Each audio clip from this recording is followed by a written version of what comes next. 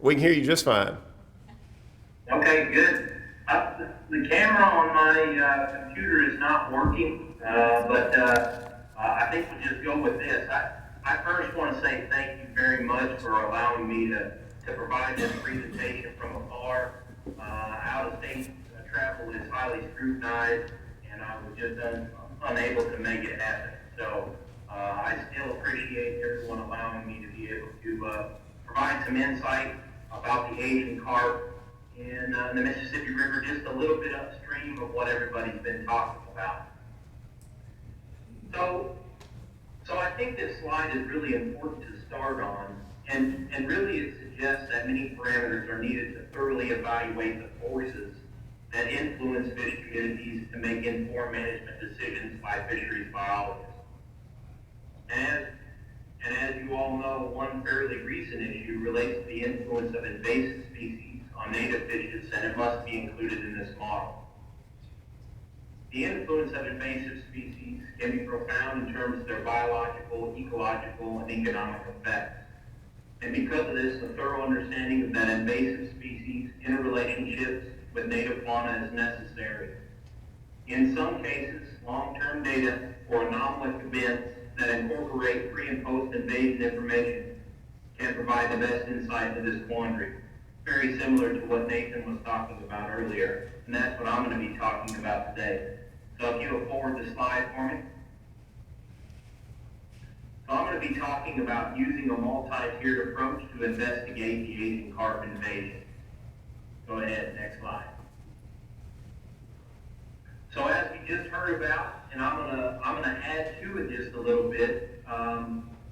We have two species that are of utmost interest, and as Nathan also alluded to, actually two additional Asian carp, both the black and grass, which I'm not going to get into today. But those individuals also can have deleterious effects on our aquatic ecosystems.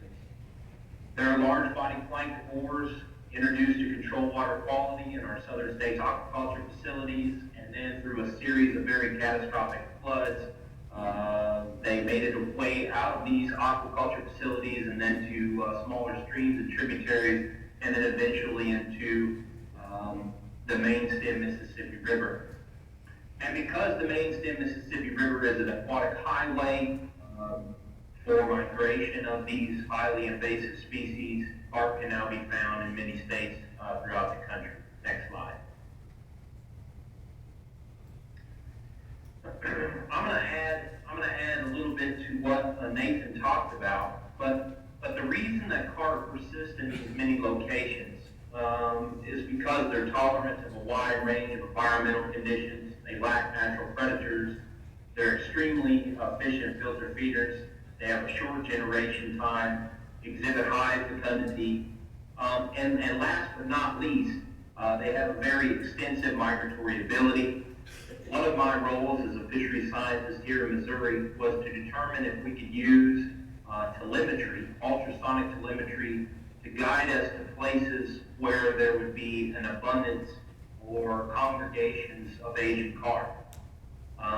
So in that study, we were able to implant ultrasonic transmitters in some of our Asian carp, and what we were able to find out is that really there wasn't one key location that all the Asian carp or silver carp went to, but rather what we were able to find is that these fish are very capable of making long distance migrations. We had one female silver carp that was implanted near Cape Girardeau. This was during the spring. We implanted her, I think it was like April 15th of that year, and on April 22nd, we collected that fish 400 miles north. So when we take all of these R-selected characteristics that are associated with this great invader, it really makes this invasive species very problematic for our aquatic systems within the Mississippi River Basin. Next slide. So I think it's fair to ask the question: what are the potential impacts that these species, or in particular for this study, what are the impacts that silver carp can have on our aquatic systems? Well, they may alter the habitats and or compete with our native species, which ultimately leads to a disrupted ecosystem. You know, Nathan pointed out in his talk that silver carp are planktivorous. And some recent insight that we have, and this is very, very minute, is that Nathan said that they weren't consuming, you know, larger 1-inch, 2-inch, 3-inch sport fishes. But what we have been able to document is that right after the hatch on some of our native species, we have seen, and then they're actually considered plankton then, we've actually seen silver or some sort of native fish larvae on the gill filaments of Asian carp. So they're not directly out seeking to try to consume our native species, but because of that planktonic lifestyle that they live, some species may be inadvertently consumed by silver carp. Despite all of these potential negative impacts that they can have, because they're a fairly recent invader, we really don't know a lot about them, so their effects remain largely unknown. Next slide. And just as Nathan talked about earlier, you know, because the potential problems that, you know, silver carp can have on our aquatic systems, there's been a lot of research management that's been undertaken to evaluate these effects, especially in those locations where silver carp are highly recognized. And the picture on the top, that's the Chicago area of sanitary shipping canal, and then subsequently the Great Lakes. And one thing that all of those scientists are worried about is whether or not Asian carp are going to get into the Great Lakes and wreck that, you know, multi-billion-dollar fishery. And I'm certainly not taking anything away from how important that connection is, but there are other locations with very persistent Asian carp populations with that USGS graph that you can see there to the right throughout the Mississippi River. In a lot of these locations, really, if you're not within that Great Lakes watershed, you really haven't received a lot of attention, despite the apparent relevance. And for as much as I love the Mississippi River and how cool it is, I want to know what these fish are doing to my river. So, or to our river, not just mine. But anyway, next slide. So that leads to a whole host of questions that we have. And we want to have firm evidence on this, so when administrators or policymakers or managers, you know, want to understand what the effects are in the Mississippi River, we want to be able to hand them a document that has the statistical prowess, the biological prowess that's meaningful, that's going to allow us to move forward with what we're going to do about silver carp in the basin.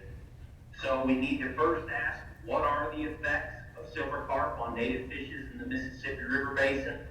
And then secondly, and just as everyone else has talked about, because of that synergistic connection between the Mississippi River proper and its associated floodplain lakes, what are the effects of silver carp in Mississippi River floodplain lakes?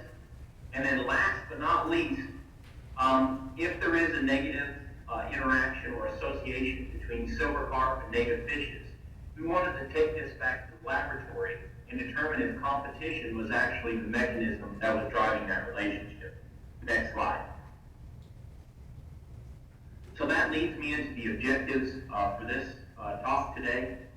And because we weren't so much interested in sport fishes, at least in our stretch of the river, we were more interested in species that may impact someone's livelihood, like buffalo, or impact ecological functions like gizzard shad as a prey resource for many of our top predators. We sought to compare native plankton more relative abundance before and after the silver carp invasion. And then secondly, because of that synergistic association with our off-channel habitats.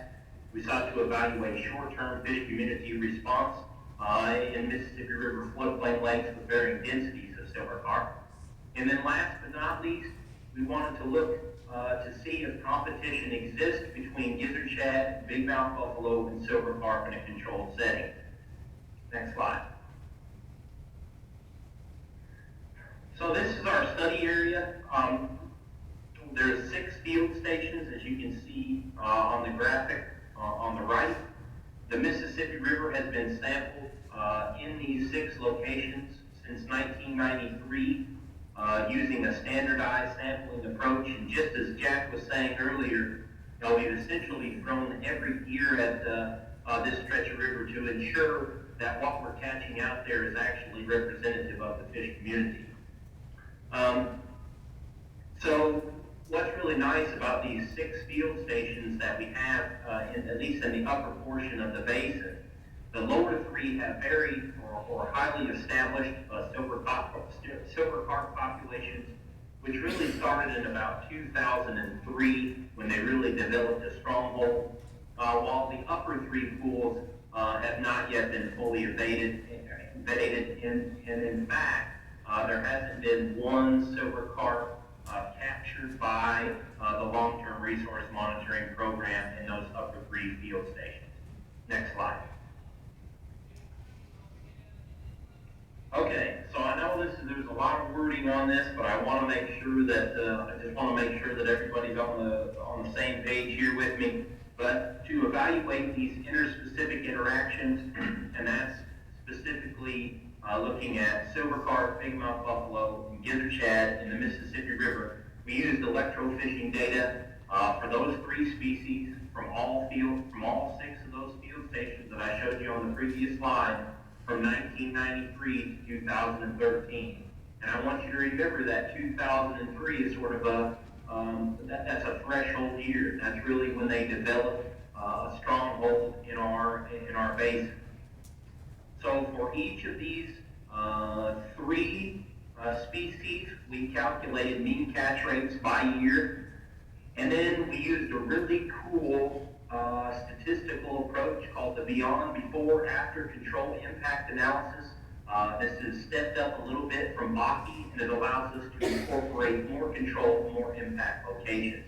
We can talk about that later if anybody's interested in the stat part, but it is a really cool statistical approach to being able, or when you have as many control and impact locations as we did. So basically what our idea here is you can see, and this is kind of a funny picture at the bottom of the slide, but our hypothesis is prior to invasion, you're going to see, gizzard shad, bigmouth buffalo, and plankton, and then post-invasion, you're going to see more silver carp, far fewer and skinnier buffalo, and far fewer and much skinnier gizzard shad. And then the other thing that you'll notice there is that the plankton abundance and their size structure is also changed. We're not going to get into the plankton analysis today, but just note that that data is out there if anybody's interested in what silver carp can do to the zooplankton community. Next slide. So this just jumps right into the results, and this can be a confusing slide, but I want to orient you to my graphic here first. On the y-axis, that is the mean catch per year for each of our 3 species: silver carp on the top, gizzard shad in the bottom or in the middle, and then bigmouth buffalo on the bottom. Those blue bars in both of those locations, those are going to represent the upper 3 pools. Now those are the locations where silver carp have never been collected, while the treatment sites, or the red bars, are the lower 3 pools. Now, what you can see here is that if you look at the control for silver carp, for the upper 3, those upper 3 pools, you can see that there hasn't been a silver carp collected before 2003 or after 2003, so I have no bars there. But when you look at the treatment locations, which those are the lower three field stations. You can see prior to 2003, there were a few silver carp collected, but after 2003, it has went up enormously. Now I want to take you down to the middle graphic and explain that. So here we have gizzard shad. In the control reaches, which are those upper three fields, you can see pre-2003 versus post-2003, at least in that control reach. The catch rate of gizzard shad really didn't change. But when we get down into that treatment location, those lower three most pools, you can see that prior to 2003, we caught nearly double the amount of gizzard shad that we're catching now. So that's really, really unfortunate. Big mouth buffalo, this is the bottom graphic. As you can see in the control reaches, essentially no difference in the big mouth buffalo catches pre and post 2003. But then when you look at those treatment locations, those lower three most field stations, there is a stark decline in the number of big mouth buffalo that are caught. So those stars basically are indicating big statistical differences that are occurring in our treatment locations with all three species. Silver carp have increased, gizzard shad have declined, and big mouth buffalo have also declined. This indicates that there's some big problems that could be occurring with this massive data set. And just so everybody knows, I'm talking about thousands and thousands of samples and probably tens of thousands of fish that have been included in this analysis. Lots of manpower that went into collecting all these data. Next slide. So I think it's fair now that we can move on from that, but I want to ask the question, are Asian carp negatively influencing native fishes in the Mississippi River? We have demonstrated in those previous slides that that silver carp abundance is increasing astronomically, while our native plankivore abundance is declining. But we really need to have more information. And this leads into the next objective, which is to look at what happens in these floodplain lakes that get inundated with Asian carp, or silver carp in more particular. Go ahead. Next slide. So, as the title in the program alluded, and this is some really interesting research, and we're very fortunate to get to do this. Unfortunate circumstances, but we were able to garner some really nice biological data.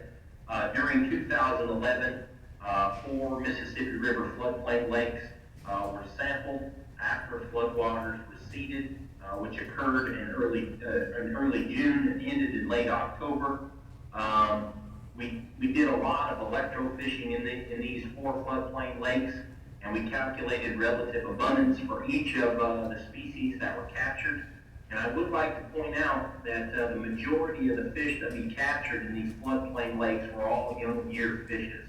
So that indicates that they're going to be consuming plankton, very similar to what Nathan was talking about.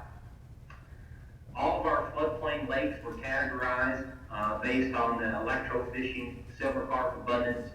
One lake was absent, no carp were present. We had one lake that had low abundance of silver carp, approximately 10 per hour of electrofishing. We had another lake that had moderate silver carp abundance, about 100 per hour.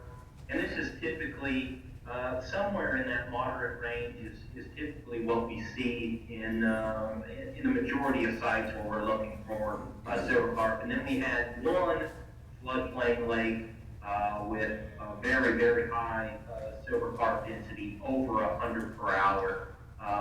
One of the highest densities that I've ever seen out in or at any location that I've ever sampled for Asian carp. We looked at the changes in the fish community looking at presence absence data using only the dominant taxa that were collected during our first sampling event, which you remember that was early June, and then our last sampling events, which occurred during October. So essentially what I'm saying here is that, silver carp and our native fishes had about 5 months to marinate together to see what would happen. Next slide. Okay, so this is the lake where we didn't catch any silver carp. The dominant species that were present during our first sampling event, remember that was in June, we had gizzard shad, white bass, bluegills, green sunfish, largemouth bass, smallmouth buffalo. And then if you click the next arrow, you can see after that 5-month marination period that the same exact species that were present during June were present in October as well. No changes in the fish community were present with silver carp wrasse. Next slide. Again, here's a different floodplain lake. This is that lake where we had about 10 per hour of electrofishing for our silver carp. Again, a lot of really cool species here: flathead catfish, short-nosed gar, big-mouth buffalo, and then another invader, common carp, which is very cool. But they were in there as well. After that 5-month marination period, if you go ahead and hit the arrow, we again don't see anything that really changed with the fish community. The dominant species that were present during June were the same dominant species that were present during October. Can you click the next slide for me? Okay, now, so stuff starts to change here. I'm not trying to bore everybody to death. And in fact, the next slide is probably the coolest slide that I have in this entire presentation. But nonetheless, this was the lake where silver carp reached a moderate abundance. So typically what we would see in some of our better areas of the Mississippi River when we're out there stocking, about 100 per hour of electrofishing. You can see the species that were present during those June sampling events: silver carp, bowfin, gizzard shad, buffalo, bluegills, etc. And then after that 5-month marination period, if you go ahead and click the slide for me. What we see now is that we start to see some minor changes that are going on. And this one's really difficult to explain, but during our last sampling event in October, both bowfin and gizzard shad were not captured. So we're starting to see some at least minor changes in the fish community when silver carp reach moderate abundance in these floodplain lakes. Go ahead and click the next slide for me. Now this floodplain lake, was very close to the river, but it still hadn't been inundated since 1937. And these are the critters that got in there, maybe with some others that had been in there in the past, but we had silver carp, sauger, gizzard shad, white bass, bluegills, and green sunfish. And one really unique thing about this is that, sauger populations, at least in our stretch of the river, man, when we see those, we like to hang on to them. Anything that we can do to try to manage to get that sport fishery more well developed in our stretch of the river, anglers are constantly asking about them, and we really don't know what's going on with them. But any chance that we get to try to promote saugers, we do it. So when we went out and sampled this floodplain lake, we were super excited to see young year saugers, young year white bass, young year bluegills. But we knew something unfortunate was going to happen in this lake because silver carp were so abundant. It was ridiculous. If you go ahead and click the slide, or click over that 5-month marination period that I talked about, silver carp were the only thing left in this floodplain lake. So you might say, well, how does that happen? We really don't know what happened here, but the point is that silver carp are more, or at least potentially competitively excluding And I'm not saying just for food, but able to competitively exclude our native fishes. So whether that's being more environmental tolerant, whether that's being a better feeder, whether that's being better at handling low oxygen environments, high temperatures, etc., whatever it is, silver carp in this specific location were the only thing left after 5 months. And my 4 saugers are gone too, which really stinks. So go ahead and click the slide. So at this point in the talk, I think, again, I'm going to come back to what we've talked about. We've shown both in the river and its associated floodplain lake, lakes that silver carp are likely having negative effects on our native fishes. But we really don't know what that mechanism is. There could be many mechanisms structuring the relationships that we're witnessing here, but the current paradigm and the thing that all sort of fisheries ecologists think is that it must be competition for food. So if you will go ahead and click the slide, I'm going to talk about my last little study here. We wanted to determine if competition was structuring these relationships between native planktivores and silver carp in the lab. And the reason that we brought this back to the lab is that there's so many things that go on in the natural environment that we wanted to be able to isolate it down to where only one mechanism could be influencing these associations that we're seeing between silver carp and our native fishes, and that's food. So we were going to solely look at food, and then we also wanted to know whether competition was occurring directly, and that's something referred to as interference competition, where the silver carp would be displaying some agonistic or bullying behavior, or whether this was occurring indirectly or exploitative competition, where they're just simply more effective at acquiring those prey items relative to our native fishes. Go ahead and click the slide. So to evaluate these competitive effects, again, we brought a whole bunch of young of year silver carp, bigmouth buffalo, and gizzard shad back to our laboratory at the Open Rivers and Wetlands Field Station there at Cape Girardeau. And then after an acclimation period of about two weeks, fish were weighed. All of the young of year fishes, fishes were weighed in equal densities of silver carp were put into tanks with either gizzard shad or bigmouth buffalo. And then I also like to mention that we also had silver carp treatments, gizzard shad treatments, and bigmouth buffalo treatments as well.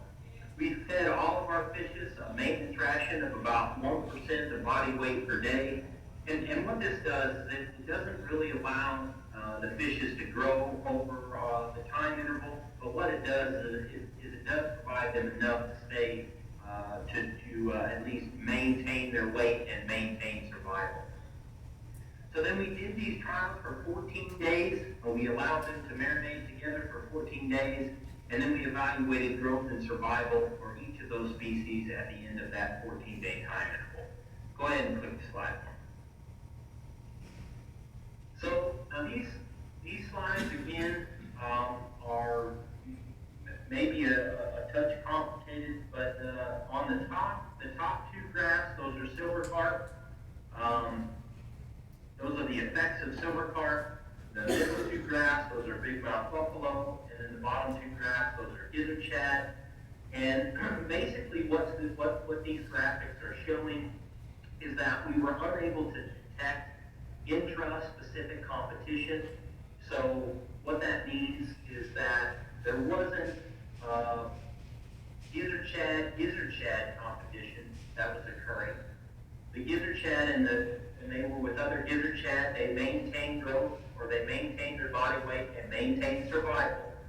Bigmouth buffalo did the same thing, and they were in the presence of other bigmouth buffalo, they did just fine. But when silver carp were put into tanks with bigmouth buffalo, they still maintain pretty high survival, and I think this is because big mouth buffalo are pretty hardy fish, but they actually had reduced growth, so they actually lost weight over that 14-day time period. And if you can imagine how sensitive a young of year fish would be, we're talking, less than 50 millimeters, or less than 2-inch fish. If you lose weight during that time interval, eventually you're going to have big problems with survival. Now, when we get into the gizzard shad in the presence of silver carp, boy, they really took it to shorts. They had super low survival. So what was going on is that, these gizzard shad just simply weren't able to collect those prey items like the silver carp. And as you can see it right there, their survival, the annual percent survival, or average percent survival of those gizzard shad when they're in the presence of silver carp was about 10%. And we didn't even investigate growth because we had so few individuals remaining in those 14-day trials. Go ahead and click the next slide. So, based on the many analyses that we have completed under the long-term resource monitoring program, or the long-term resource monitoring element, multiple lines of evidence suggest that Asian carp are likely impacting our fish community and thus historic function of the river. So we need to further understand how these species are altering the system. And just as an end here, I want to talk to you guys a little bit about some other things that we're doing in our lab to identify maybe factors of what we can do to alleviate or at least control the problem. Next slide. We have evaluated, we went out and collected a lot of silver carp, developed, we've been able to assess the dynamic rate functions of these populations. And then using the dynamic rate functions of the populations, and then also fecundity length relationships, we were able to develop models to be able to predict how much harvest would be needed to potentially recruit and overfish the silver carp population. And I'm not going to really get into this slide, but basically what all of our models suggested, and we did this over a whole host of different areas, that we need lots of harvest at very small sizes, and particularly we need to harvest fish before they reach sexual maturation. As Nathan mentioned, these fish are capable of producing 5 million eggs in a year. And to add on to what Nathan talked about, we've actually documented Asian carp spawning into September. In fact, the last week of September, we've actually documented silver carp spawning. So, in addition to spawning in the spring and in the summer, they also spawn into the fall. So we've got some real big problems here, and this is just another, a little bit more insight as to how difficult of a problem that we have on our hands, and how difficult it is going to be fixed. Next slide. We've also looked at, even though we know that there is a negative association between our native plankivores and the invasive carp, we wanted to look at it from a habitat standpoint and try to see if they're occupying the same habitats during early life.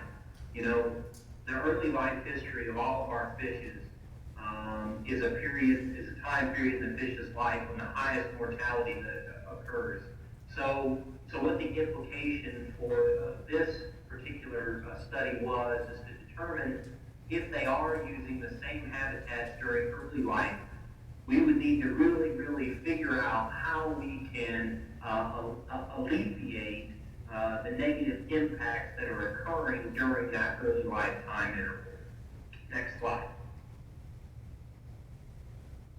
We've also heard from some of our anglers that the blue catfish population has been doing quite well in the Mississippi, at least in our stretch of the Mississippi River. And this is likely related to the blue catfish having an additional prey item to consume, probably because these silver carp are really abundant, and they do provide a food source for some of our bigger blue catfish.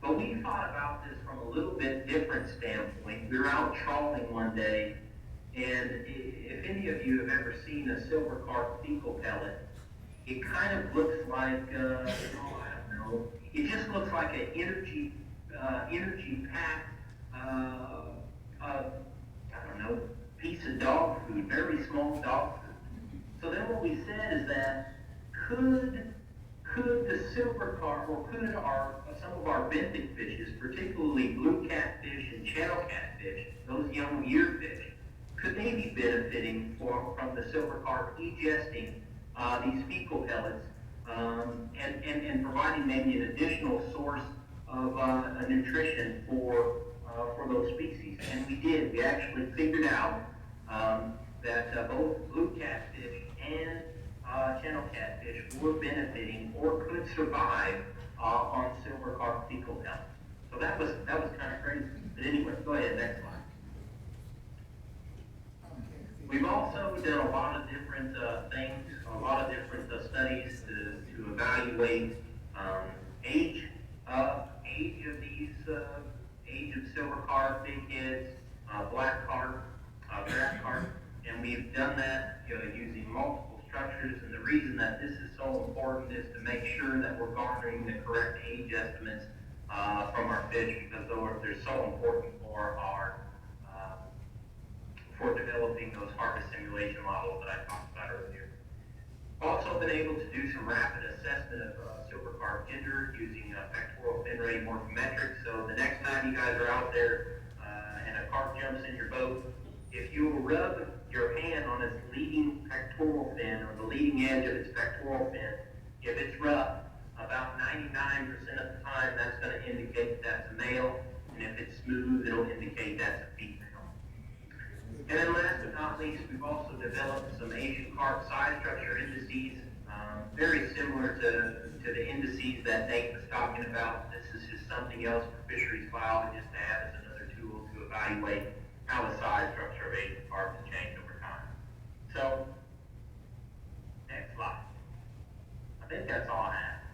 Yeah, that's all I have. I just really want to thank the Upper Mississippi River Restoration for providing funding to allow me to carry out all these projects, along with the Missouri Department of Conservation, USGS, the Corps, and Saudi. With that, thank you for your time, and I hope I'll be able to answer some questions in a little bit.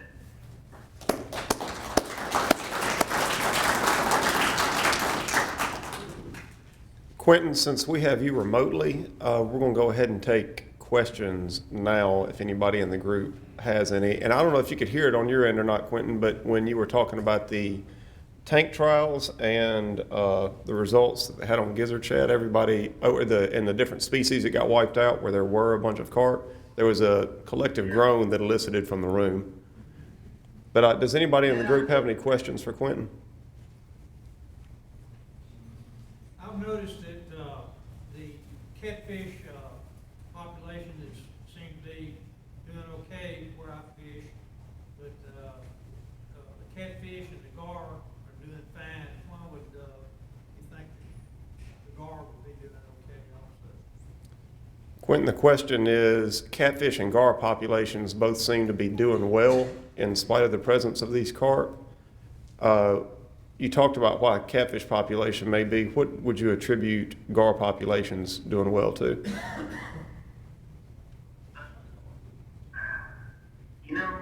I don't know about the gar. I know that recruitment, at least for our young of year blue catfishes and channel catfishes, could be bolstered because of these silver carp fecal pellets. And I'm just trying to think about the gar population. You know, one thing that I didn't talk about in a study that we're doing right now is that we actually have some alligator gar and short-nosed gar, long-nosed gar that we put in to some of our raceways here at that field station. And what we've done is um, we'll put like 3 gizzard shad, all similar size, 3 silver carp, and then 3 shiners, all in the same tank with one hungry gar predator. So we won't feed them for 24 hours, and then we'll throw those 9 prey items in there, and then one of the students will sit there and they'll watch to see which one is being consumed first. And I tell you what, I don't, this is awful, but about 65% of the time, or 70% of the time, uh, regardless of what gar species that you're after, they are going to choose the shiner or the shad over the carp. And you know what else is wild about that? This is really, really cool. It's not cool, but it is cool from a sort of behavioral standpoint, is that these carp will get up on the surface as that predator starts feeding, and they will run, run, run, whereas those other 2 species, they just kind of, they just sit there and let the gar, and not really let the gar consume them, but they certainly don't have the evasiveness that the silver carp do. So I don't know the answer to that gar question. I think a lot of the flooding may have had a positive impact on gar. You know, being able to reach that terrestrial vegetation, or vegetation for, by any means for that matter, is really going to help out the gar population. And being that we've had, you know, a lot of floods as of recent, that could have drastically helped the reproduction of our gar population. Well, I've got 2 questions. I don't have any more answers on that. Okay, we have a couple of more questions coming from the floor. In the fall, you see a lot of mortality of the large silver carp on the lakes. What do you think is causing that? What do you think is causing that? And the second question is, in Asia, are there rivers overrun with these fish at the same degree our rivers are? So, Quinton, the question is, in the fall, high mortality has been observed in silver carp on local waterways. What would you attribute that to? So yeah, that's a good question. So we've had a lot of some of the floodplain lakes, particularly those up around St. Louis. Those lakes do have all fall mortality issues, and what we have attributed that to is one, a reduction in the food source to a point where no one can survive, and then secondly, oxygen issues. So I think, and we really can't tease apart whether it's oxygen or whether it's food. But yeah, we tend to see those fish. They look emaciated, malnourished in the fall, and then as these floodplain lakes turn over, the oxygen becomes a real issue, and then mortality ensues. That's just my thought. I'm sure others have thoughts on that as well. Another question was, in Asia, where these fish are native, how do their populations compare to where we are in the Mississippi River watershed, and what, if anything, keeps them in check over there? Yeah, so that's another cool question. So I was very fortunate. I was able to go to China a couple of weeks ago and interact with the scientists that are over there. And their population is super, super low. They're actually propagating and stocking Asian carp in their waterways. And you ask what has kept their populations at bay. If you think about the Yangtze, and the Yangtze is but one basin that's over there. If you think about how long people have fished that basin, I mean, they've been fishing it for well over 1,000 years. And you think about the population density that's in China, the number of people that consume fish, the amount of pressure that's on that resource is amazing. In fact, one of the fishery scientists from China told me, he says, Quinton, we have 2,700 or approximately 2,700 commercial fishers that actually harvest here on the Yangtze River, and their average harvest per year is only 2,000 pounds per person or per fisher. Now, if you think about that in terms of maybe a Mississippi or a Louisiana commercial fisherman or a Missouri commercial fisherman, most of those folks could have 2,000 pounds of fish harvested by 8:30 in the morning if you're in the right spot. So it's, I would say that the main reason that they've been able to keep them at bay is that they have extremely extensive commercial fishing effort that has occurred for a very, very long time.